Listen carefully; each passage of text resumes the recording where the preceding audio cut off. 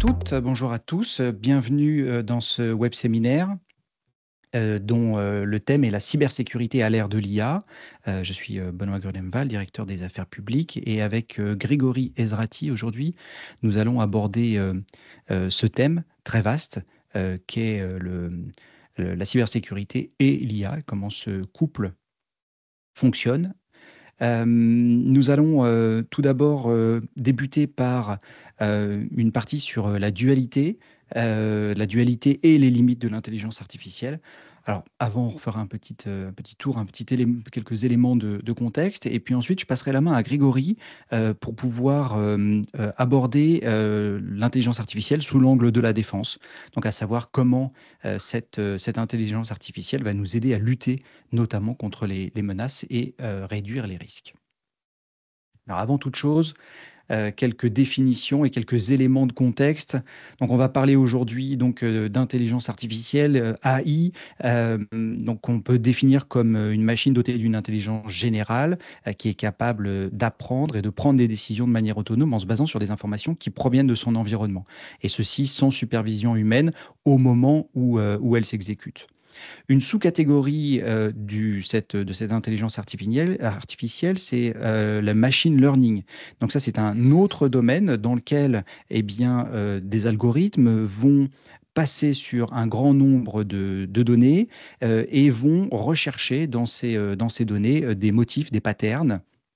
Et ces patterns sont des patterns qui sont prédéfinis. Donc, je pense par là à la détection que l'on va mener, par exemple, sur des rootkits, sur des catégories bien particulières de cybermenaces.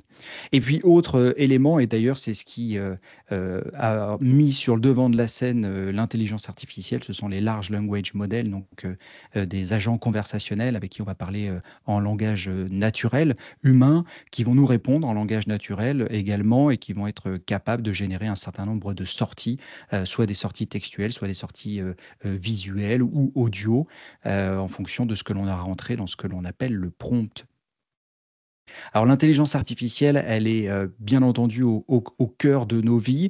Il est assez rare d'avoir aujourd'hui, on va dire, un produit numérique qui n'a pas d'intelligence artificielle. Voilà, bien entendu, les voitures autonomes, c'est ce qui nous permet également de pouvoir piloter et réagir dans certaines conditions. Et pour pouvoir aboutir à cette intelligence artificielle telle qu'on la connaît aujourd'hui, parce que l'intelligence artificielle existe depuis très longtemps, il y a des éléments qui sont importants, trois pour être exact.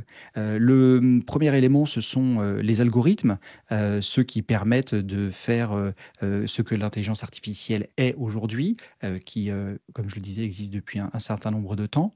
Et deux autres éléments qui sont majeurs. Le premier, ce sont les bases de données, les données sur lesquelles on va entraîner nos différents algorithmes et nos différentes intelligences artificielles. Et puis d'un autre côté, on a le cloud computing et puis la densité et la puissance des différentes ressources qui permettent de faire calculer et de pouvoir faire émerger ces différents modèles d'intelligence artificielle. Alors bien entendu, c'est ici un résumé, une vue d'ensemble très rapide de l'intelligence artificielle. Ce qu'il faut bien voir, c'est que cette intelligence artificielle a profité très largement et profite toujours très largement aux cybercriminels et que dans ce contexte, on voit un certain nombre d'augmentations à la fois du volume, mais aussi et surtout de la qualité des différentes attaques que l'on peut repérer. Donc vous avez ici trois rapports qui prennent en compte ces différentes tendances, notamment selon le CLUSIR Bretagne, donc l'émanation bretonne du CLUSIF. Stéphanie Landel constatait 278 703 infractions en 2023, ce qui par rapport à 2022 est une augmentation de 9%. Donc ça, ce sont issus des statistiques du SSMSI, c'est-à-dire le service statistique ministériel de la sécurité intérieure. Et parmi ces infractions relevées, quasiment 60%, 59% de ces infractions étaient des atteintes numériques aux biens, c'est-à-dire par exemple des escroqueries, des arnaques en ligne. 34% sont des atteintes numériques à la personne. Donc là, on parle vraiment d'attaques propres aux êtres humains et à l'individu, et 5% sont des atteintes aux institutions. L'ANSSI, de son côté également, a noté différentes évolutions, notamment en 2023, elle notait que 43% des attaques ciblaient les petites entreprises.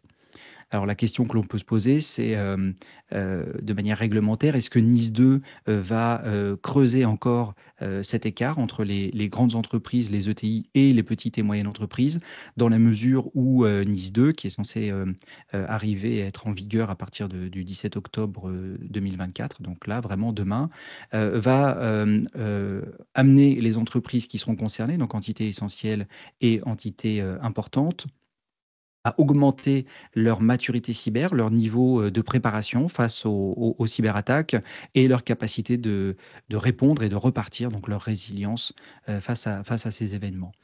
Donc la question que l'on peut se poser, c'est est-ce que les petites et moyennes entreprises qui ne sont pas encore amenées à prendre, je dirais, autant conscience et à dépenser des budgets conséquents dans la cybersécurité ne vont pas se retrouver les maillons faibles de la cybersécurité. Mais c'est un autre sujet. Je vous invite, si ça vous intéresse d'ailleurs, à venir suivre notre prochain web séminaire sur NIS 2. Alors, on peut également, dans le rapport ESET, voir quelles sont les différentes tendances. Concernant l'IA, il y a dans ce rapport une étude qui a été menée sur les faux domaines ou des domaines malicieux liés à ChatGPT. Et on voit clairement un pic de croissance du nombre de domaines malveillants et d'utilisation abusive de domaines liés à l'intelligence artificielle pour leurrer des internautes, soit en les amenant sur des domaines malicieux qui peuvent ensuite récupérer des informations, pourquoi pas de paiement, des logins, des mots de passe, soit abuser des clés API qui sont disponibles sur ce type d'outils d'intelligence artificielle générative. La récupération d'API étant un moyen très simple de pouvoir utiliser quand on est notamment cybercriminel, eh bien l'intelligence artificielle sans avoir à payer. Donc ces rapports nous montrent qu'il y a effectivement une tendance à la fois dans l'augmentation du volume, dans l'impact et dans la qualité de ces attaques. Alors pour autant, l'intelligence artificielle a des limites. Celles-ci sont classées en grandes catégories. Elles sont au nombre de 4. La première limite, ce sont les faux positifs générés par l'intelligence artificielle. On a également des hallucinations que l'on peut mettre dans un package avec les faux positifs qui résultent finalement de l'information qui serait erronée. Et puis ensuite, on a deux autres catégories que l'on a classées dans qualité, efficacité à long terme, et ensuite adversaire intelligent et adaptatif. Alors sur les faux positifs et l'hallucination, je pense qu'on a déjà tous vu. On pose une question à une intelligence artificielle et puis celle-ci va inventer, n'ayant pas la réponse, va inventer une réponse et ou va croire qu'elle dit vrai alors qu'elle ne dit pas vrai. Alors, si sur une intelligence artificielle générative pour du texte, ça peut avoir des conséquences fâcheuses, mais pas extraordinairement impactantes, quand on est en cybersécurité, si on a un faux positif, c'est bien souvent un problème majeur parce que on peut bloquer un système, on peut bloquer plusieurs systèmes, on peut empêcher des systèmes de redémarrer. On l'a déjà vu par le passé, hein, des solutions qui considèrent un fichier légitime, par exemple du système d'exploitation Windows, qui est supprimé, mis en quarantaine, et quand la machine redémarre, eh bien, c'est écran bleu. Donc voilà, on sait que les faux positifs sont problématiques dans la cybersécurité. On sait aussi que lorsque l'on a des fausses détections, eh bien, cela va générer ce que l'on appelle l'alerte fatigue, c'est-à-dire que le système va amener les équipes à se pencher sur des alertes qui ne sont pas des incidents et qui sont des faux positifs, ce qui fait que les équipes vont se retrouver avec deux éléments importants. Le premier, c'est la fatigue, trop d'alertes qui ne sont pas nécessaires. Et la deuxième, ça va être le manque de confiance dans l'intelligence artificielle, parce qu'à force de crier au loup et qu'il n'y a pas de loup, eh bien, on sait ce qui se passe, donc on baisse la garde. Ensuite, qualité et efficacité à long terme, bien là, on est sur un élément vraiment humain et de base de données. L'idée, c'est que les modèles apprennent en permanence et qu'il faut, tout au long de la vie du modèle, continuer à la fois à enrichir les bases de données et puis à entraîner ces modèles pour qu'ils soient efficaces. Et donc, on sait que les modèles ont besoin de supervision, d'experts, pour éviter qu'ils ne se dégradent. Et puis d'un autre côté, si on revient sur la cybersécurité, la partie adversaire intelligent et adaptatif est très important parce que la plupart des modèles en cybersécurité sont assez spécialisés. Et ils sont spécialisés pour chercher des rootkits, chercher des chevaux de trois bancaires, chercher des variantes de logiciels malveillants connus, et que ce cadre est assez, entre guillemets, strict, il est assez défini, ce qui n'est pas du tout le cas des adversaires qui sont des êtres humains, qui vont bien entendu utiliser l'intelligence artificielle, mais qui, eux, sont capables de sortir de ce cadre, qu'ils ne respectent, entre guillemets, aucune règle, et qu'ils vont être extrêmement intelligents, mais intelligents au sens humain et pas au sens intelligence artificielle, et qu'ils vont pouvoir, même si l'intelligence artificielle est aujourd'hui très efficace, mais ils vont pouvoir réussir à contourner cette intelligence artificielle pour pouvoir en tirer le meilleur ou la leurrer. Alors, on sait que l'intelligence artificielle est excessivement répandue dans nos sociétés, voire même dans notre quotidien. On en parlait avec Grégory en préparant cette présentation. On est tous les deux des acteurs, des utilisateurs assidus d'intelligence artificielle au quotidien. Et les autorités voient, et ce, dans toutes les zones géographiques du monde dans lesquelles l'intelligence artificielle est très présente, la nécessité d'encadrer cette intelligence artificielle.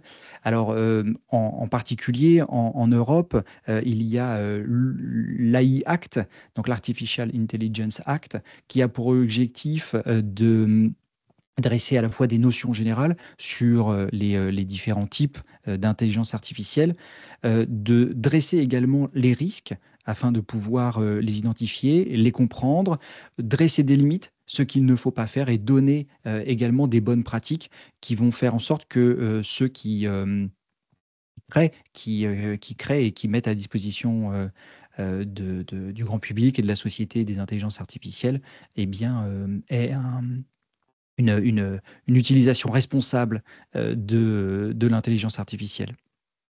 Donc ce paysage de la réglementation est extrêmement mouvant. Il est en croissance très rapide.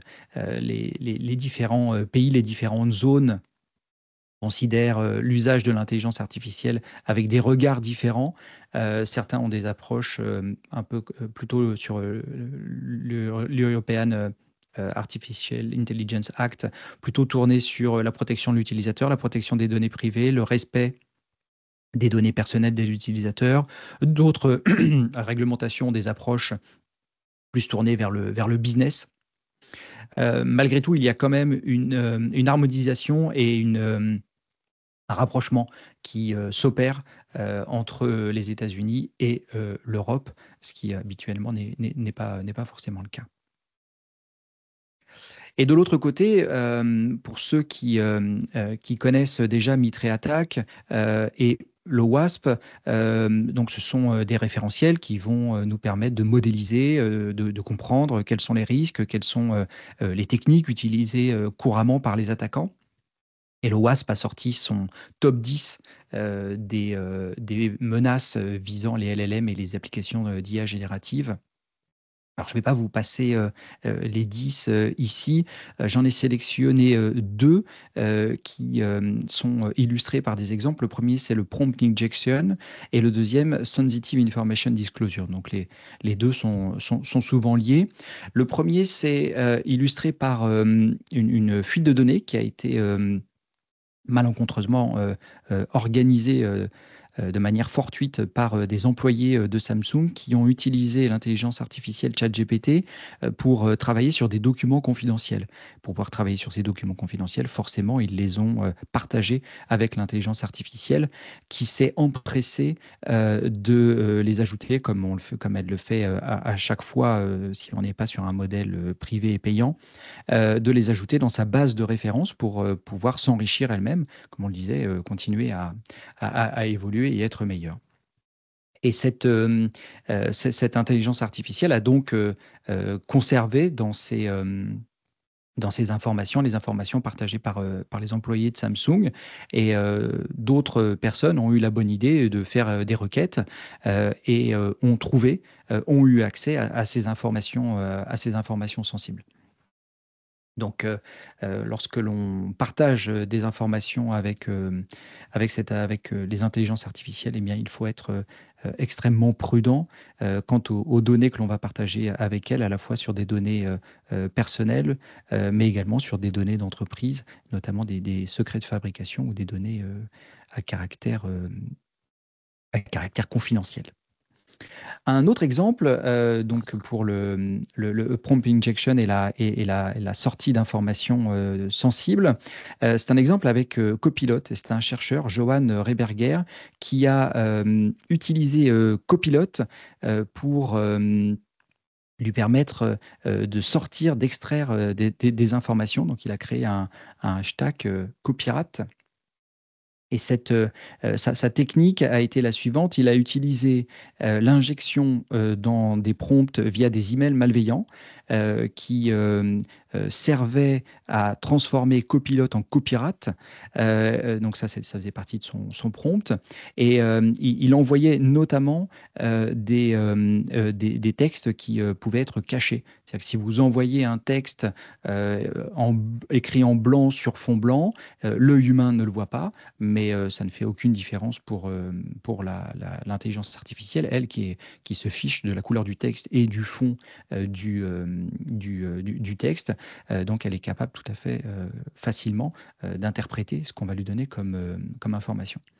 Et dans ces différents prompts, il a aussi notamment demandé à ne pas faire de sortie qui soit visible. Et il a lancé automatiquement d'autres outils sans intervention humaine qui permettaient de lire d'autres documents ou d'autres emails. Il a ainsi préparé le copilote à lui fournir des informations et puis pour pouvoir les exfiltrer, eh bien, il a encore une fois ici utilisé des caractères invisibles à l'œil nu et puis utilisé des intégrations de liens hypertextes dans ces commandes qui renvoyaient soit vers des domaines qui étaient contrôlés par l'attaquant, soit des sites web, soit il utilisait des mail to pour envoyer des données par email. Donc voilà deux exemples qui illustrent l'IA qui est au service des attaquants. On va rentrer un petit peu plus dans ce détail, dans le détail maintenant, notamment parce que Grégory rentrera lui aussi dans le détail tout à l'heure, mais ça fait 25 ans aujourd'hui, plus de 25 ans qu'EZ travaille sur l'intelligence artificielle dans nos solutions. On a, il y a plus de 10 ans, bien vu l'intérêt que représentait l'intelligence artificielle, à la fois pour nous défenseurs, mais également pour nous attaquants. Et nous avons notamment rédigé un certain nombre de documents dans lesquels on avait d'ores et déjà anticipé l'évolution de l'usage de l'intelligence artificielle, à la fois pour faire des campagnes d'ingénierie sociale qui étaient réalistes, mais également mieux comprendre et sélectionner ces victimes. On avait également anticipé qu'on pourrait, avec cette intelligence artificielle, rechercher des vulnérabilités et voir optimiser différents malwares, logiciels malveillants pour s'adapter aux différents environnements que les attaquants cherchent à pénétrer. Donc il y a un certain nombre d'exemples concrets que l'on voit aujourd'hui. Je ne vais pas rentrer dans le détail de tous, mais l'escroquerie, le spam, les campagnes de désinformation, contournement de la détection, les détournements des fils de discussion par email ou l'amélioration de, de textes pour de l'hameçonnage, d'écriture de nouveaux malwares. Et tout ça, en fait, malheureusement, c'est ni de la science-fiction, ni des rêves. On est bien aujourd'hui dans une amélioration des, euh, des attaques par cette intelligence artificielle. Et d'ailleurs, cela va tellement vite qu'on peut considérer qu'avec l'intelligence artificielle, on a finalement assez peu de temps. Vous avez ici une planche qui est extraite d'une conférence du panorama de la cybercriminalité, du CLUSIF. Et ce panorama dresse un certain nombre de menaces et de trouvailles, toujours en source ouverte, qui se sont passées dans l'année précédente. Et dans le dernier panorama de la cybercriminalité, nous avons notamment noté qu'il y avait eu une explosion de l'hameçonnage au Japon, donc dans la première moitié de 2023, qui a notamment amené à plus de 3 milliards de yens qui ont été volés. Et ceci est directement lié à l'intelligence artificielle parce qu'auparavant, le nombre de personnes malveillantes capables d'écrire correctement en japonais et donc de pouvoir créer des hameçonnages efficaces était assez limité. Le nombre était assez contenu et l'arrivée de l'intelligence artificielle et de ChatGPT en particulier a permis à des non euh, à des personnes qui ne parlaient pas cette langue de pouvoir pratiquer des arnaques sur ce territoire qui auparavant était plutôt bien protégé. Autre point qui est relevé par ce panorama de la cybercriminalité du CLUSIF, c'est qu'il y a un business qui s'est créé autour d'intelligence artificielle qui, elle aussi, se protège. Donc, c'est ce que l'on n'a pas vu dans les différents top 10 OWASP, mais il y a bien entendu la protection du modèle lui-même et de l'intelligence artificielle sur un fonctionnement éthique et pour éviter que l'on puisse, par exemple, demander à cette intelligence artificielle comment est-ce que l'on fabrique des bombes, comment est-ce que l'on fabrique des logiciels malveillants, toutes sortes d'éléments malveillants. Et il y a eu quelques loupés, on ne va pas se le cacher, il y a eu quelques loupés au moment de la mise à disposition des intelligences artificielles, mais assez rapidement, les modèles, les éditeurs ont mis des barrières. Et si au début de ChatGPT, vous pouviez lui demander écris-moi un email d'hameçonnage comme si j'étais une banque pour pouvoir tromper des utilisateurs en France, le modèle vous écrivait assez facilement ce courriel d'hameçonnage. Aujourd'hui, c'est plus compliqué. Il y a des techniques utilisées par les cybercriminels pour contourner cela, mais il y a aussi des cybercriminels qui repackagent des modèles open source et qui en font sauter les différentes protections et soit les mettent à disposition d'autres cybercriminels pour qu'ils puissent créer et ou les utiliser sans restriction, soit ils les revendent, donc un peu comme on a des ransomware as a service, on va avoir des GPT-like, des IA génératives as a service qui vont être utilisées par les cybercriminels pour pouvoir commettre leurs méfaits. Autre utilisation malveillante de l'intelligence artificielle, eh bien, c'est la désinformation. Notamment, vous l'avez peut-être vu, cette vidéo, soi-disant présentée par Tom Cruise, qui dénigre les Jeux Olympiques de Paris. Donc, je vous invite à consulter cet article de Numérama. Vous aurez la vidéo. C'est une série de petites vidéos qui en fait, utilisent l'apparence de l'acteur Tom Cruise, mais dont les paroles sont détournées grâce à l'intelligence artificielle. Et un autre exemple, tiré ici encore du panorama de la cybercriminalité du CLUSIF, vous avez des deepfakes audio et vidéo, donc vidéo comme on vient de le voir, et audio comme dans cet exemple où cet avocat a reçu un appel de son fils, dont la voix avait été, soi-disant de son fils, sur un autre téléphone, soi-disant son fils, sa voix avait été clonée. Et donc il dit dans ce message, j'ai eu un accident, je suis en tort, mon nez est cassé, je vais vraiment pas bien, je suis en prison. Voici le numéro de l'avocat qui m'a été commis d'office, aide-moi, aide-moi, appelle-le s'il te plaît. Et donc, c'est une vidéo et également. Dans cette vidéo, la victime, qui n'en est pas une parce qu'elle a eu un bon réflexe, elle a demandé à sa conjoint d'appeler la femme, la copine de son fils. Et par cette vérification, ils ont pu se rendre compte que c'était une arnaque. Par contre, ce qui a été vraiment bluffant, c'est que la voix de son fils a été clonée et que le résultat a été d'excellente qualité. Alors, plus proche de nous, parfois certains en ont reçu, et c'est une nouvelle menace, c'est justement l'arnaque du faux fils. Alors pas toujours avec un clonage de voix qui est compliqué, qui est en plus une attaque très ciblée forcément, mais on voit des smishing, donc des hameçonnages phishing par SMS, où soi-disant son fils, sa fille ou ses parents disent qu'ils ont perdu leur téléphone, qu'ils ont besoin d'aide. Et ils vont utiliser l'intelligence artificielle pour pouvoir discuter et hameçonner, harponner ces victimes.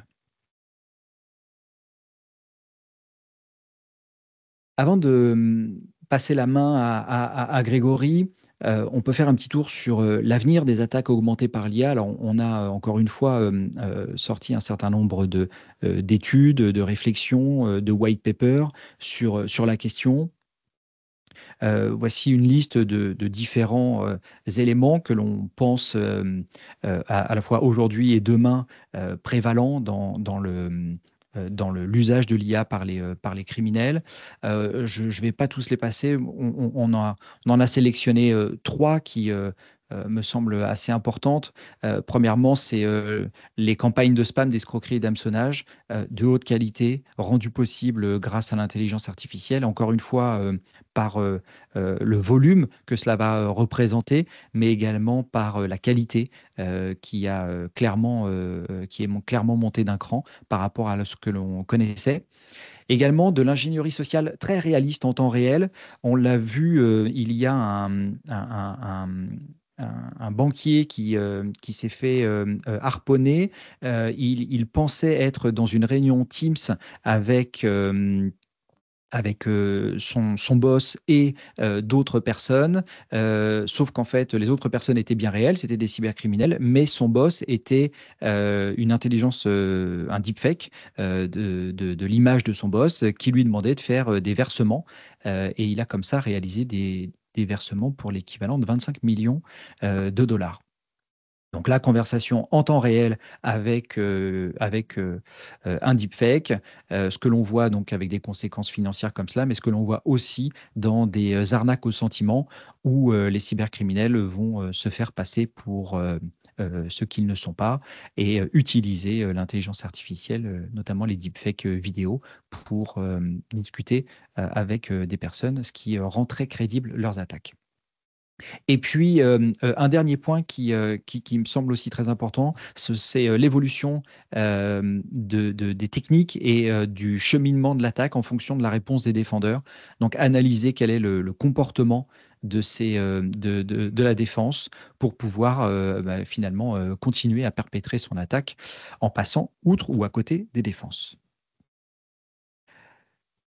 J'arrive à la fin de cette présentation rapide de l'intelligence artificielle en général et puis au service également des attaquants. Euh, Passons maintenant à la version défenseur. Voyons comment cette intelligence artificielle est utilisée à la fois par l'industrie de la cybersécurité et également plus en détail par chez nous. Et si vous souhaitez, vous pouvez également retrouver ce livre blanc qui cherche à dresser le portrait du machine learning comme étant une réponse à toutes les questions ou à toutes les attentes que l'on peut avoir en cybersécurité.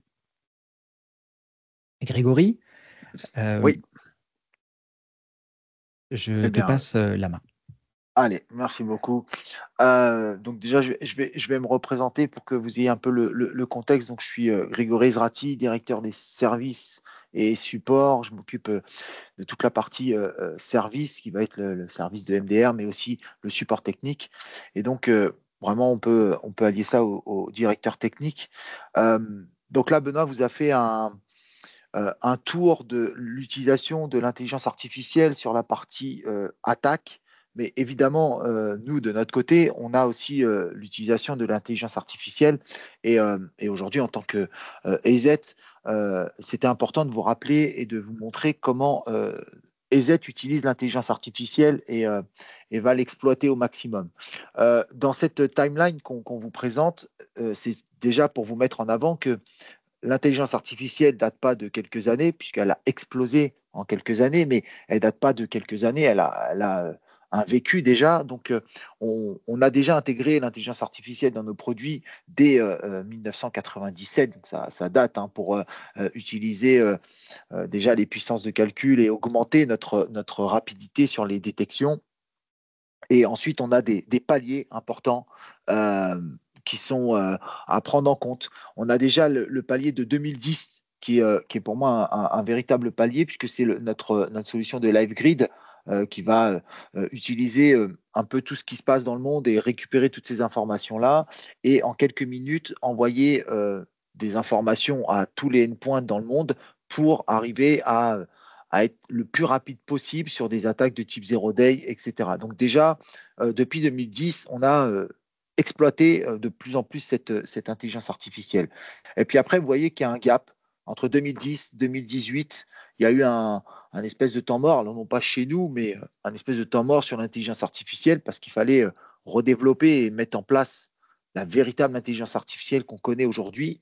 Et sur 2018, donc nous aussi, on a passé un cap avec le LiveGuard qui était beaucoup plus précis que le LiveGrid et qui va apporter en fait de la sandboxing en cloud, pouvoir faire jouer des scénarios très très rapidement et faire en sorte de pouvoir prendre un fichier qui est plutôt un fichier ou un événement, enfin en tout cas une détection qui serait plutôt liée à votre parc informatique et donc renvoyer ça dans une sandboxing cloud et vous renvoyer l'information en quelques minutes, vous dire c'est malveillant ou pas malveillant suivant le comportement et est-ce que le comportement est légitime, etc. Donc on utilise cette intelligence artificielle pour cette partie-là. Et donc après, on évolue au fur et à mesure des avancées de l'intelligence artificielle et nous-mêmes aussi sur ce qu'on peut en faire. En 2019 avec le machine learning avancé, et puis après 2020, 2020, 2021, 2023 avec l'exploitation de l'intelligence artificielle sur des produits de type EDR, où là on va commencer à regarder les comportements. Et moi, j'aime appeler ça l'EDR, le comportement aussi humain, puisque dans l'EDR, on va avoir des indices potentiels, des indices de compromission, aussi bien des indices de compromission qui vont être liés à des process, mais aussi à des indices de compromission qui peuvent être liés à de la personne. Aujourd'hui, on peut utiliser l'intelligence artificielle pour qu'elle apprenne le comportement des gens et des utilisateurs. Quand je dis gens, c'est des utilisateurs de votre SI. Et donc, au final, déterminer que tel et tel utilisateur n'est pas censé faire du bureau à distance ou n'est pas censé faire des actions de ce type. Et donc, ça va vous remonter des incidents et vous dire, attention, ce comportement-là n'a pas lieu d'être. Et donc, on peut utiliser l'intelligence artificielle pour arriver à tout ça. Et donc, après, là, notre dernière évolution, c'est AI Advisor qu'on pourra définir tout à l'heure, puisque ça fait partie de la présentation. Donc, évidemment, dans la suite, ce qui va être très important, dans un premier temps, quand on intègre cette technologie, quand on intègre cette partie-là dans nos produits, eh bien, c'est tout d'abord pour mettre en avant que on veut éviter des faux positifs. Benoît l'a dit tout à l'heure, et c'est un des points très importants pour un éditeur aujourd'hui. Donc évidemment, le point important pour le endpoint, c'est de bloquer le maximum, bloquer tout ce qui peut arriver. Je parle bien que des endpoints, des antivirus, pas forcément encore le DR, mais vraiment des antivirus. Donc l'objectif premier de l'antivirus, c'est de faire barrière à toute attaque potentielle possible sur votre parc informatique. Mais derrière, il y a le contre-courant qui va arriver derrière, c'est les faux positifs, évidemment. Plus vous renforcez un antivirus, plus vous avez des chances d'avoir des faux positifs. Et donc, l'intelligence artificielle utilisée par AZ sur ces produits va faire en sorte qu'on va se rapprocher de zéro sur les faux positifs. Aujourd'hui, nos produits sont très bien notés, sont très bien vus dans toute la communauté de la cyber, puisque finalement, on est un produit qui est capable de faire beaucoup de blocages et des bons blocages, en tout cas d'être assez pertinent en termes de détection. Et la contrepartie fait qu'il a très peu de faux positifs. Et le fait de se renforcer sur l'intelligence artificielle va renforcer cette partie-là où on va pouvoir équilibrer les deux, augmenter nos détections, augmenter notre sécurité, sans pour autant dégrader notre productivité. La balance est très importante quand on réfléchit sur un parc informatique, quand on réfléchit à notre SI. Du coup, la balance sécurité-productivité est très forte, puisque plus j'augmente ma sécurité, plus ma productivité va diminuer, puisque finalement, je mets des contraintes. Là, on va, avec des produits de sécurité intégrés avec de l'intelligence artificielle, eh bien, on va pouvoir, comme ça, remettre une balance équilibrée et faire en sorte de ne pas trop ouvrir des choses, ou en tout cas de ne pas laisser trop passer de choses. Alors, Benoît, je vais me permettre de répondre aux questions au fur et à mesure. Ça, je ne sais pas comment, ou est-ce que tu veux qu'on attende la fin de notre présentation ou Alors, qu'est-ce que tu en penses? c'est comme tu veux. Moi, j'étais en train de dire qu'on aurait une question de session-réponse à la fin. J'étais en train d'écrire. Okay. Je pense que là, comme on est sur la slide, c'est quand même mieux que Mm-hmm. tu répondes tout de suite. Je vais revenir en arrière et c'est mieux que tu répondes tout de suite parce que on est vraiment sur une question propre à cette slide-là et la question est intéressante. Très bien. Tu veux peut-être y répondre ou tu veux que j'y réponde, comme tu veux. On va Allez, faire. vas-y. Allez, Vas-y, je te vas-y. laisse. Je le prends, comme tu Vas-y. veux. Allez. Donc, dans le Gartner, le compromis Z, c'est les potentiels compromis. Donc, c'est la façon d'avoir l'information comment l'expliquer le compromis Z. Je ne sais pas si tu as les bons mots, Benoît, toi, pour le compromis Z, parce que du coup. Le compromis, c'est donc une tentative qui a été réussie par l'attaquant. Et ça ne veut pas dire qu'il a complètement pris la main sur le système, ça veut dire qu'il a réussi à rentrer sur le système et que l'agent, notamment de détection, ne l'a pas vu au tout début, à sa première étape. Voilà. Ça, c'est ça, le compromis Z, pour essayer de l'expliquer de cette façon-là, c'est effectivement dans une attaque, dans une façon d'attaquer, il y a des étapes à passer avant d'arriver à sa finalité. Je ne parle pas des indices de compromission, je parle vraiment de l'attaque en elle-même. Est-ce que je vais utiliser le PowerShell avec des commandes bien spécifiques et je vais découler comme ça mon attaque suivant ce qu'elle doit faire. Et le compromis Z, c'est effectivement dans la chaîne. Il y a des éléments qui sont passés au fur et à mesure. Alors parfois, c'est arrivé jusqu'au bout et parfois, c'est arrivé qu'à 90% de la possibilité. Si je prends des exemples assez simples pour ça, vous prenez des ransomware de chiffrement, de cryptage. Parfois, vous allez dire, voilà, c'est compromis puisque la machine a été cryptée, mais par contre, elle a été cryptée à 10% de ses fichiers. Donc, ce n'est pas la totalité de la machine qui a été cryptée, c'est qu'une petite partie, puisque l'antivirus a fait son travail à un moment donné pour bloquer et dire c'est pas normal ça. Et donc, c'est ça. En fait, on va considérer le compromis Z comme ça. J'espère que j'ai pu répondre à votre question, Frédéric. Donc, après, dans la slide suivante, les améliorations de la détection, exemple concret. Du coup, dans les exemples concrets, on va descendre un peu plus en détail sur certains, mais moi, je veux appuyer sur un point que Benoît a mis en avant et que nous, on rencontre aussi beaucoup dans mes équipes de sécu, et on trouve que c'est extrêmement pertinent par les attaquants, et je trouve qu'ils arrivent à manipuler l'intelligence artificielle de façon très intelligente, pour le coup. L'anti-spam phishing avancé. Ici, on utilise, nous, l'intelligence artificielle justement pour contrer cette part-là.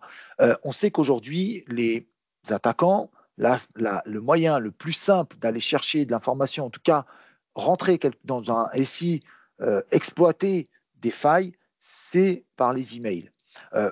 on a des campagnes aujourd'hui de phishing, des campagnes de toutes sortes pour essayer de sensibiliser vos utilisateurs, sensibiliser les personnes qui sont en front line, puisque finalement c'est une porte ouverte vers l'extérieur, donc ils sont en front line. Eh bien aujourd'hui, l'intelligence artificielle a tellement bien été utilisée qu'il est très compliqué de discerner si c'est un attaquant ou pas un attaquant par justement les utilisations que Benoît a pu vous mettre en avant. Et donc nous aussi, de notre côté, on va utiliser cette intelligence artificielle pour pouvoir détecter des éléments qui ne sont pas cohérents et détecter aussi des discours qui peuvent être écrits par de l'intelligence artificielle, puisque l'intelligence artificielle suit une trame dans des phishing, dans des façons de récupérer de l'information, va suivre une certaine trame de discours. Et donc, nous, on va aussi utiliser cette intelligence artificielle pour décrypter tout ça et permettre à l'utilisateur d'être alerté et de mettre en avant que ça, c'est pas un humain ou c'est pas logique ce qui est en train de se passer. Et c'est toute cette question d'utilisation de l'intelligence artificielle pour cette partie-là. Et nous, dans notre partie de surveillance des SI, dans notre service, on en voit beaucoup passer, puisque, encore une fois, c'est vraiment une facilité pour les attaquants. Et voilà, on envoie, on connaît toutes ces campagnes de phishing, etc. On envoie en masse. Et puis celui qui répond, il va répondre. Et puis après, vous avez les campagnes ciblées par le social engineering, etc. Et puis Benoît est parti vraiment même vers les deepfakes et tout ce qui tourne autour. Donc on peut aller très très loin. Et nous, derrière, dans la partie blue team, dans la partie défense, eh bien, on va l'utiliser pour contrer ces parties-là, analyser et faciliter la possibilité de discerner le vrai du faux. Et c'est important, ce que dit cybermalveillance, c'est que la moitié des attaques sont liées, alors on va dire, à l'ingénierie sociale, comme tu le dis, c'est-à-dire l'hameçonnage, mais également d'autres techniques qui vont faire actionner des utilisateurs des choses qu'ils ne devraient pas et qui vont compromettre le système d'information. Et puis, l'autre partie étant principalement des vulnérabilités, vulnérabilités logicielles, matérielles aussi parfois, organisationnelles, mais les vulnérabilités logicielles sont quand même souvent exploitées. Et donc, cette grosse catégorie d'ingénierie sociale amène aussi souvent au BEC, donc Business Email Compromise, et cette catégorie de menaces est de plus en plus prévalente dans les techniques utilisées par les cybercriminels pour rentrer dans l'entreprise, voire leur faire faire, on évoquait tout à l'heure des virements, voire leur faire faire des virements ou ce type d'actions qui sont aux dépens de l'entreprise. Je te laisse continuer. On peut continuer. Et donc, maintenant, maintenant qu'on a un peu le tableau un petit peu de comment l'éditeur, enfin en tout cas nous, EZ, on intègre cette intelligence artificielle et on pousse de plus en plus à l'utiliser, à la mettre en avant. Eh bien, au-delà du produit, il y a aussi l'utilisation d'intelligence artificielle eh bien, dans les recherches, dans la façon qu'on va aussi nous aider nos chercheurs, aider toute personne chez nous qui sont dans l'analyse, eh bien, les aider par cette intelligence artificielle. Donc déjà, il y a deux grands volets importants. Évidemment que on va avoir beaucoup de data, beaucoup de données. C'est normal, quand on est un éditeur de notre taille mondiale, finalement, on a beaucoup de données. Il faut, au-delà d'avoir cette donnée, il faut pouvoir la traiter. Alors, on ne va pas avoir une batterie d'humains derrière pour pouvoir traiter cette donnée, mais du coup, on va utiliser cette intelligence artificielle, s'appuyer sur cette intelligence artificielle pour déjà avoir une facilité de traitement de cette donnée et de ce qu'on appelle pré-mâcher la donnée. C'est ce qu'on fait nous aussi à notre échelle, EZ France, sur notre service. Évidemment, on reçoit énormément d'informations par les EDR, par les antivirus. Et donc, si on n'utilise pas, nous, l'intelligence artificielle aussi, celle qui nous est délivrée par EZ, directement par nous-mêmes, et celle qu'on peut utiliser à côté, eh bien, du coup, on ne pourrait pas traiter la donnée. Et finalement, on pourrait passer à côté de quelque chose. Donc déjà, cette intelligence artificielle va nous permettre de faire ce traitement de données massif et de séparer le bon du mauvais et de pouvoir remonter à l'humain, puisque l'humain reste partie intégrante quand même, hein, mais pouvoir remonter à l'humain de l'information pertinente. Et évidemment, dans cette partie de thread hunting, dans cette partie de pouvoir faire de la recherche, eh bien, c'est aussi cette analyse. Quand vous avez des machines, 300, 400, 5000, 7000 machines à gérer, eh bien, quand on veut analyser tout ce qui tourne autour, eh bien, on veut faire du thread hunting, hein, descendre un peu plus bas dans des événements, eh ben, l'humain ne sera pas capable de le faire. En tout cas, s'il va le faire, il va mettre un certain temps pour le faire. Et donc, l'utilisation de l'intelligence artificielle sur cette partie-là est très importante pour faire gagner du temps aussi. Les attaquants ont gagné du temps en termes de vitesse d'exécution de la menace et vitesse d'exécution des chaînes d'attaque, en tout cas de l'exploitation. Eh bien, nous aussi, de notre côté, on va gagner du temps pour justement traiter beaucoup plus facilement et plus rapidement cette donnée-là. Maintenant, Benoît a passé la slide, renseignement et prise de décision. Évidemment, l'humain a une capacité de traitement, évidemment. Donc, on va s'appuyer encore une fois sur l'IA pour pouvoir gérer cette partie-là. Donc, évidemment, hiérarchiser les alertes pour éviter la fatigue. Ce qu'on appelle dans la cyber, dans mes équipes de sécu, la pire chose pour nous, c'est la routine.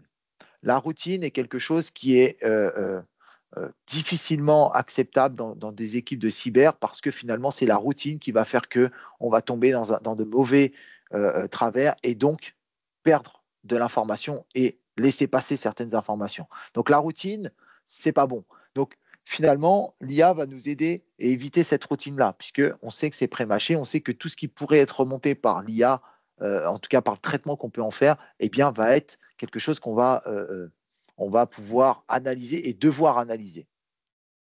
Exploiter les flux de renseignements et les distiller dans un format facile à comprendre. IA intégré au produit pour optimiser les paramètres, etc. Ici, c'est plutôt, évidemment, il y a des contraintes. Quand vous avez des équipes, quand vous voulez monter une équipe de sécu, quand vous voulez monter des équipes pas forcément dédiées, mais aujourd'hui, les écoles de cyber, il y en a beaucoup, des écoles d'IA, il y en a beaucoup aussi, mais du coup, la difficulté de monter des équipes, c'est de pouvoir garder vos équipes, c'est de pouvoir les alimenter correctement, etc. Et ben, au final, l'IA va aussi vous aider. La traduction d'incidents, la traduction d'événements, la traduction de ce qui se passe, aujourd'hui, ça peut grandement aider des personnes qui n'ont pas un cursus cyber et qui sont mandatées, qui sont là pour gérer cette partie-là.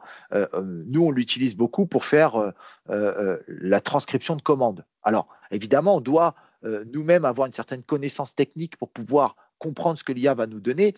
Mais déjà, quand vous faites de la traduction de commandes exécutées et vous ne connaissez pas tous les paramètres des commandes et vous ne connaissez pas forcément tout ce qui va se passer derrière, eh bien, l'IA est capable de vous donner ces informations-là.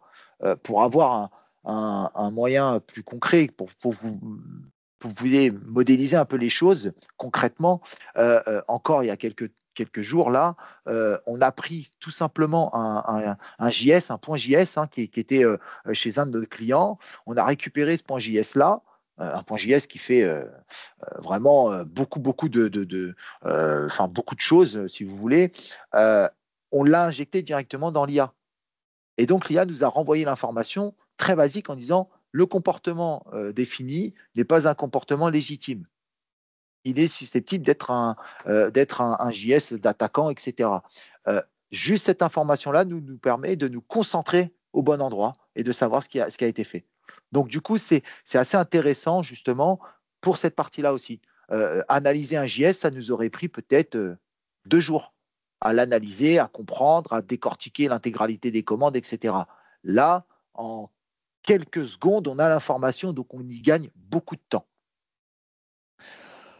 Et donc sensibiliser les utilisateurs grâce à des meilleurs supports de formation, des infographies faciles à digérer, ça, effectivement, et c'est assez pertinent de le mettre. Forcément, on n'est pas, surtout dans la technique, en tout cas, je parle pour mon cas, quand on doit parler à des utilisateurs de SI et pas forcément des administrateurs de SI, etc., eh bien, c'est parfois compliqué de faire passer le message. Et l'IA peut aussi nous aider à transformer un message complexe, technique, en un message beaucoup plus digérable, si je peux le dire comme ça.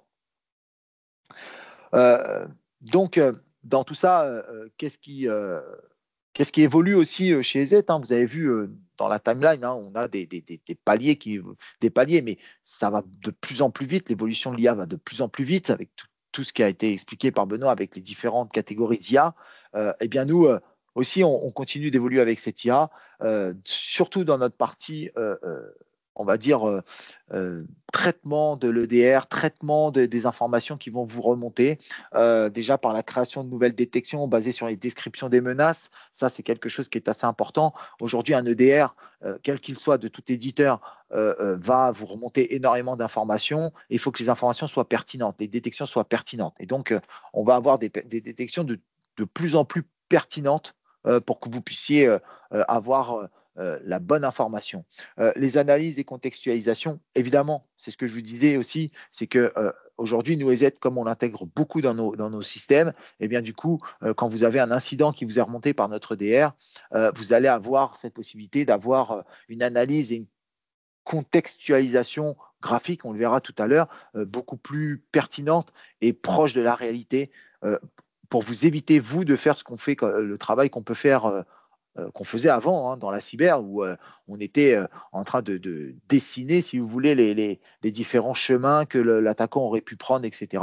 Là, c'est vraiment conceptualisé dans une console. Ça, encore une fois, ça vous fait gagner du temps et ça vous facilite le travail. Et le dernier point, excuse-moi Benoît, le dernier point qui va être la recherche de vulnérabilité inconnue ou cachée.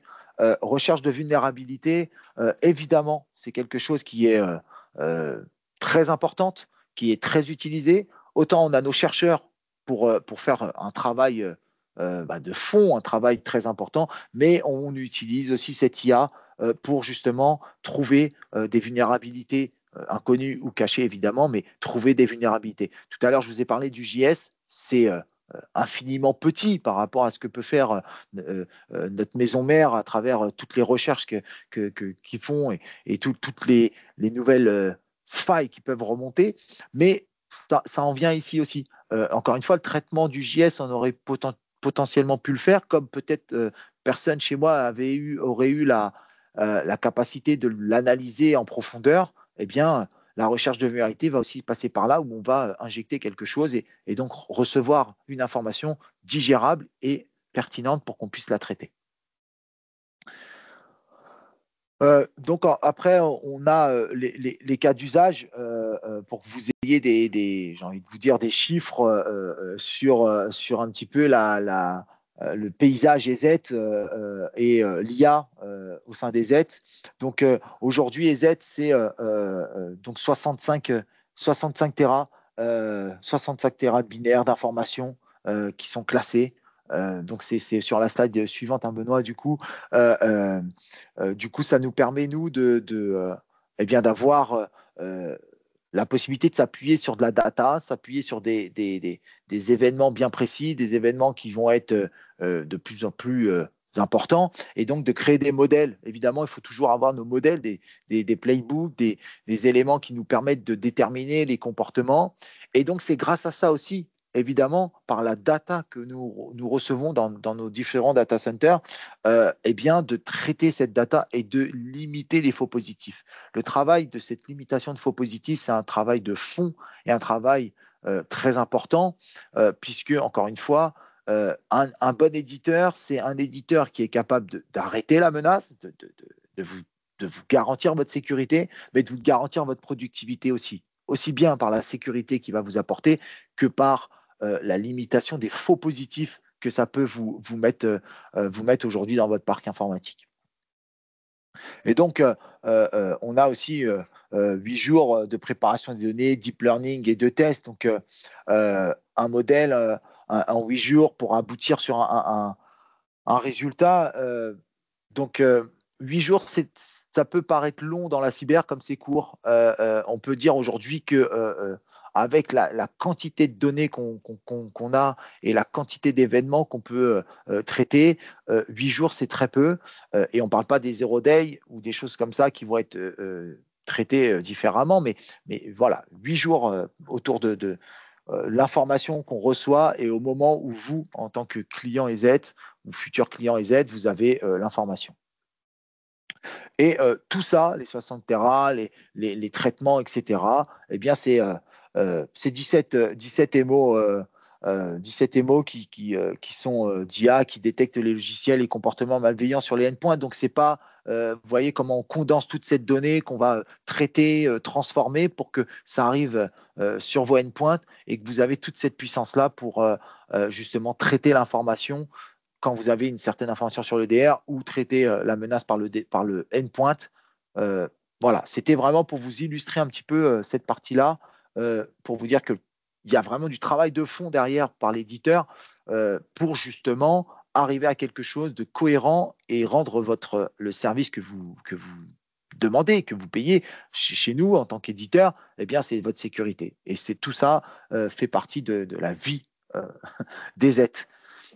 Il est loin le temps où on ne s'appuyait que sur les bases de signatures. C'est encore quelque chose que l'on utilise, Grégory. Comment tu vois, toi, l'intelligence artificielle, les bases de signatures, le fonctionnement du endpoint? Aujourd'hui, effectivement, les bases de signatures, c'est un terme qu'on utilise beaucoup moins, qu'on peut avoir, mais qui est différent de ce qu'on pouvait connaître il y a une dizaine, vingtaine d'années. La base de signature, avant, c'était vraiment, on avait la menace, on avait sa signature, et puis on l'injectait dans nos produits pour dire que si ça se reproduit, tu vas pouvoir le bloquer. Aujourd'hui, on est vraiment sur du totalement différent, puisqu'on va pouvoir analyser le comportement et savoir dire si telle utilisation de process est légitime ou pas, et la façon qu'on va l'utiliser. Donc, on n'est plus vraiment sur de la signature pure, mais on va être aussi sur récupérer les ADN des menaces. On va pouvoir déterminer par encore une fois, le chemin que va prendre l'aspect d'un comportement de process. Est-ce que c'est normal, pas normal qu'il est en train de le faire par rapport à tout cet apprentissage qu'on a de l'intelligence artificielle et nos produits, comment apprennent au fur et à mesure les choses, eh bien, arrivent à ne plus se baser sur des signatures, mais à utiliser toute la puissance et la technologie complète de nos modules de protection. On a une page technologique qui est très intéressante là-dessus, qui est toujours assez claire avec des petites vidéos. La page technologie EZ est vraiment très bonne pour définir tous nos modules de protection et tout ce qui s'embrique en fait au final. L'antivirus, c'est pas, encore une fois, simplement une base. Il y a énormément de modules qui vont s'embriquer pour pouvoir vous partager et vous protéger votre parc. Et ça, c'est vrai que les bases de signature, comme tu le dis, Benoît, c'est vraiment pas quelque chose qu'on utilise comme terme aujourd'hui, puisqu'on n'y est plus du tout sur ça. Très clair, merci. Ça nous amène à l'AI Advisor. Exactement, l'AI Advisor. Alors, qu'est-ce que c'est l'AI Advisor? J'adore ça. Évidemment, EZ, et on est un éditeur qui écoute beaucoup ce qui va autour de nous dans le monde et nos utilisateurs et nos différents clients et nous-mêmes en interne aussi, on se parle beaucoup avec EZ, on se parle beaucoup entre nous et très vite, hein, mes équipes de sécu ont depuis leur création, depuis la création de mes équipes de sécu, et j'ai j'allais dire des gamins parce que je suis de l'ancienne école, mais des jeunes qui sortent d'école de cyber. L'intelligence artificielle fait partie de leur travail aujourd'hui. Aujourd'hui, il y a des cours sur les intelligences artificielles, comment l'utiliser, comment l'exploiter, même en cyber.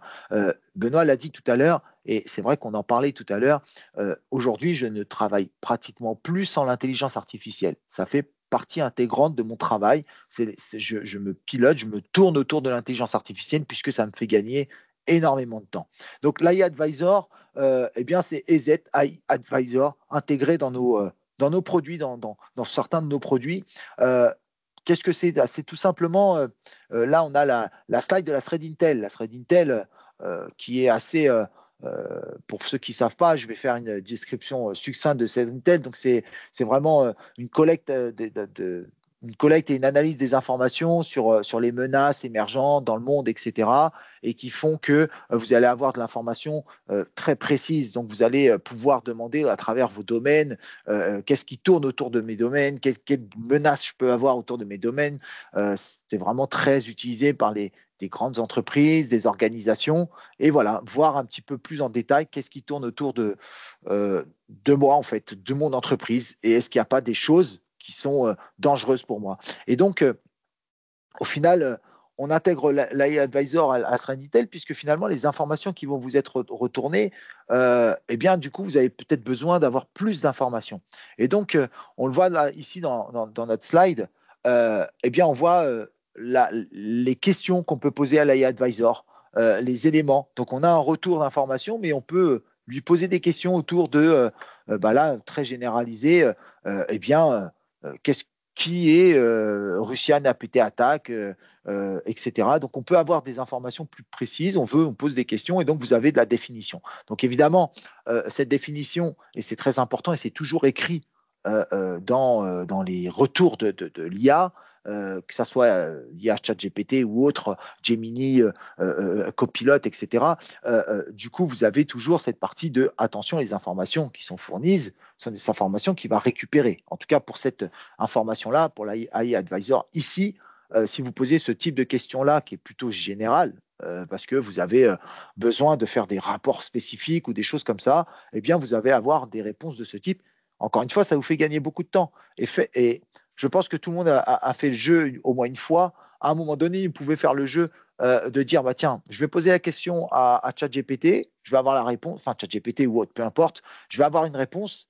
Maintenant, si je le fais par moi-même, déjà, est-ce que je vais avoir les mêmes réponses et combien de temps je vais mettre pour avoir ces réponses-là?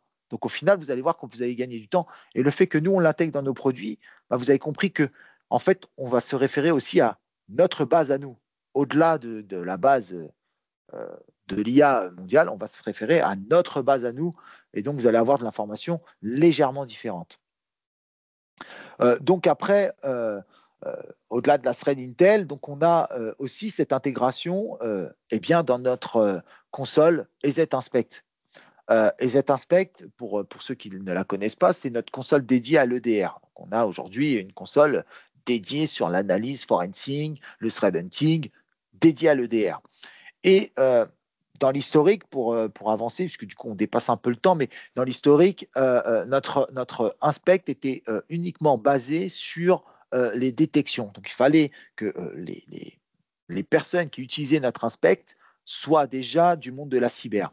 Et donc ici, on a fait tout un travail autour de l'inspect, tout un travail a été fait autour de l'inspect pour justement conceptualiser un incident par l'intelligence artificielle. Et ensuite, vous avez l'intégration de IA Advisor, EZ IA Advisor, où vous pouvez poser des questions autour de l'incident, c'est-à-dire lui demander des éléments qui vont faire que vous allez avoir de la précision au fur et à mesure des questions que vous allez lui poser. Donc ici, on a des exemples un exemple de conversation, hein, évidemment, où vous allez avoir de l'information rapide. Et tout à l'heure, je vous ai dit que nous, on l'utilise aussi pour décrypter des commandes, enfin, en tout cas, comprendre plus rapidement des commandes, éviter de devoir taper toutes les commandes, comprendre le comportement, comprendre des choses. Et là, on le voit, hein, on voit quelle technique est utilisée, Access Credential, et voilà, il va vous répondre et vous donner tous ces éléments qui vont vous permettre d'avoir une analyse plus rapide et plus simple. Alors, ça ne veut pas dire que l'humain n'a plus lieu d'être, ça veut juste dire que vous allez encore une fois gagner du temps, mais à un moment donné, il faut se porter aussi sur l'humain. En tout cas, là, ici, on voit bien que les réponses sont assez pertinentes autour de cet incident qui est assez large. Hein. Vous voyez, c'est un incident de démo. Et là, vous avez la possibilité d'avoir cette partie de technique utilisée. Et vous, ça vous permet aussi de très vite comprendre par rapport à la connaissance que vous avez, la connaissance que vous avez de votre système d'information, de faire la relation des deux informations et de pouvoir arriver très vite à bloquer cet incident ou alors du moins à agir rapidement sur l'incident. Parce qu'encore une fois, le temps ne joue pas pour nous, il joue contre nous quand on est sur des détections d'incidents et sur des potentielles failles, etc. En tout cas, des exploitations et des techniques d'attaque avérées sur mon parc. le temps ne joue pas pour nous, il va jouer contre nous. Et au lieu de dire, ce qu'on aime comme phrase dans la technique, je descends dans ma salle info et j'arrache tous les câbles, bon, rien que le temps que je vais pouvoir rebrancher mes câbles, je vais perdre beaucoup de temps. Donc aujourd'hui, on n'en est plus à ça. Aujourd'hui, on va se poser avec des équipes de sécu ou avec une équipe de service telle que la nôtre, se poser et très rapidement, avec l'intelligence artificielle, pouvoir gagner énormément de temps sur la compréhension de l'incident et la façon qu'on va traiter cette information-là. Désolé Benoît, j'ai un peu débordé. Mais je t'en prie parce que je pense que j'ai aussi un peu débordé sur ma partie avant de te laisser la main. Donc, partageons les torts. J'ajouterais sur AI Advisor qu'on peut lui demander également de nous aider à mieux nous protéger. C'est-à-dire qu'on peut s'il y a une menace qui s'avère ou qui n'est pas encore avérée dans notre système, on peut lui demander de nous aider à la comprendre, mais on peut aussi lui demander de nous protéger, n'est-ce pas? Oui, excuse-moi, c'était la question, mais pour moi, c'était une réponse que tu as apportée. Du coup, oui, effectivement, tu peux anticiper aussi et demander à AI Advisor, eh bien, qu'est-ce que je dois faire une fois que, on va dire que j'ai capté mon attaque, j'ai fait en sorte que mon attaque soit bloquée, etc.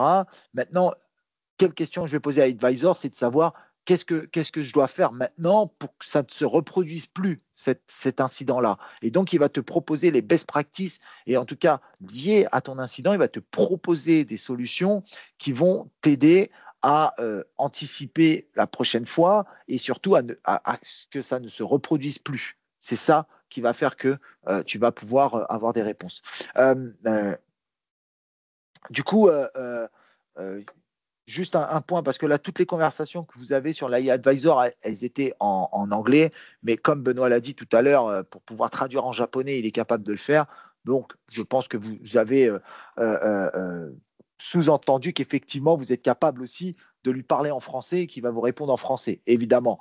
Même si parfois, et ça, c'est aussi un point qui est assez drôle, c'est que parfois l'anglais est beaucoup plus pertinent que le français sur ce genre de choses, puisque parfois on comprend un peu plus en anglais qu'en français, même si on n'est pas bilingue, mais voilà, la perception des événements font que on peut avoir cette faculté de parler en français, en anglais, il n'y a pas de problème, même en japonais, si on veut, Benoît, à l'AI Advisor. Du coup, on a une question d'Elsa. J'ai pas compris comment on accède à la console EZ Threat Defense. En fait, le Threat Defense, c'est pas une console à proprement parler. C'est ce que vous avez sur le Threat Defense, c'est la Sandboxing Cloud. Globalement, c'est ce que vous voulez sur votre console Protect. Vous avez fichier envoyé dans votre console, dans le plus. Et en fait, c'est ça, c'est le LiveGuard, en fait, le Threat Defense. Donc, c'est ce qui va vous permettre d'avoir des rapports sur votre fichier envoyé, qui soient envoyés automatiquement ou manuellement, peu importe. En tout cas, vous avez un rapport sur votre fichier, sur votre demande. Il n'y a plus de son. Benoît, tu m'entends encore? Oui, moi je t'entends Oui. parfaitement. Du coup, ok, Elsa a l'air d'avoir un problème. Mais en tout cas, ok, bon, très bien. Du coup, voilà, pour répondre à la question pour tout le monde, comme ça vous avez aussi la réponse, c'est que effectivement, c'est un retour de rapport que vous avez avec des scénarios joués et où est-ce que la menace n'est pas bonne, enfin en tout cas où est-ce que le fichier va faire jouer le mauvais scénario et donc vous dire que ça c'est menaçant ou pas. Alors, voilà. effectivement, le temps avance, on a bien mangé Ouais. le planning. Moi, j'ai une question pour toi, Grégory. J'ai pas l'impression qu'on en ait beaucoup d'autres. Est-ce que l'AI Advisor dans EZ Inspect est disponible, quelle que soit la version d'EZ Inspect? Est-ce que je peux le tester facilement et combien ça coûte? Alors, EI Advisor sera disponible sur tous les inspects. Aujourd'hui, il n'est pas encore disponible sur tous les inspects. Il est disponible uniquement pour nos clients qui ont souscrit au service Ultimate. Mais c'est une option qui va se démocratiser très rapidement. C'est toujours le même principe. EZ teste et reteste et reteste et reteste avant de le mettre disponible. Donc là, aujourd'hui, c'est ce qu'on fait. C'est que ce sont mes équipes qui ont accès à AI Advisor, plus nos clients de type Ultimate qui vont pouvoir y accéder. Et puis après, effectivement, quel que soit l'inspect que tu auras AI Advisor. Mais attention, AI Advisor, pour le moment, est sur le cloud. sur nos consoles uniquement cloud. Donc ça aussi, c'est un point important, c'est uniquement hébergé chez nous en tant qu'EZ. Ok, très clair. Alors, sur la tarification, je vais peut-être. Oui. Ouais, pardon. Non, la tarification, on laissera les commerciaux. Voilà, on laissera les commerciaux le faire. Mais en fait, tu as répondu à la question de manière détournée parce que pour la tarification, EZ-AI Advisor est inclus dans les versions Ultimate. Exactement, c'est ça. Voilà. Donc, on ne peut pas dire que c'est gratuit parce que c'est non, c'est gratuit, voilà, je dis jamais le mot gratuit, mais voilà, c'est inclus dans la version Ultimate. C'est ça. Quand on a souscrit au service Ultimate, on a un accès à AI Advisor. Bon, je ne vais pas parler du Ultimate, on a d'autres WebEx qui parlent de nos services, évidemment. Et je vous invite à vous y connecter si vous êtes intéressé par les services délivrés par l'éditeur.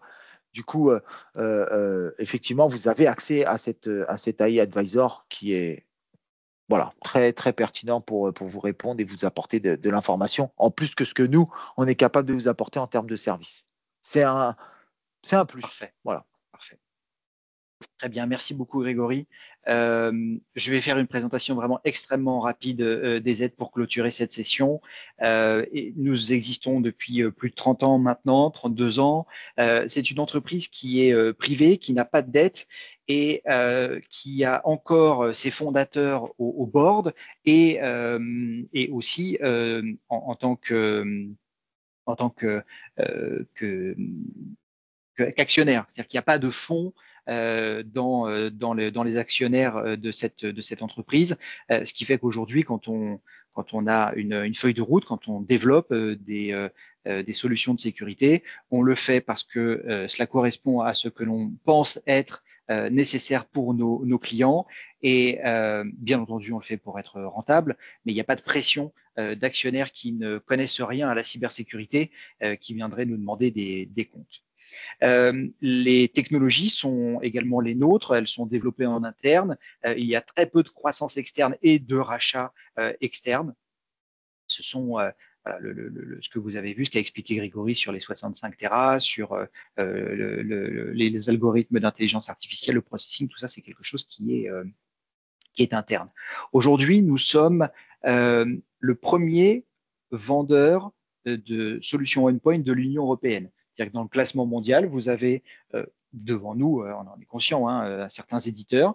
Par contre, dans le classement mondial, le premier de ce classement qui est européen, c'est EZ. Et dans le contexte d'autonomie stratégique et de partage de valeurs, on en parlait tout à l'heure sur la réglementation, la façon dont on se conforme au RGPD, la façon dont on conçoit le fonctionnement à la fois de nos solutions, de notre intelligence artificielle et de toute la protection que l'on peut apporter, eh bien, ces valeurs-là sont celles d'un éditeur européen. Et pour donner quelques chiffres, nous protégeons aujourd'hui plus d'1 milliard d'internautes à travers le monde avec bien entendu nos propres clients. Ça représente à peu près 100 millions d'utilisateurs protégés, 400 000 entreprises clientes et surtout 2 partenariats. Le premier est avec Google et le deuxième avec Intel, des partenariats technologiques qui ont pour vocation de protéger les internautes de manière très très large. Nous sommes une société qui croit énormément dans le modèle de la distribution, qui croit énormément dans le rôle du partenaire qui connaît ses clients, qui est à proximité et qui va être le maillon, le relais essentiel pour faire en sorte que la protection ne soit pas une protection théorique, mais bien une protection pratique et robuste, adaptée aux nécessités des clients. On arrive à la fin de cette présentation. On a passé quelques questions durant la session.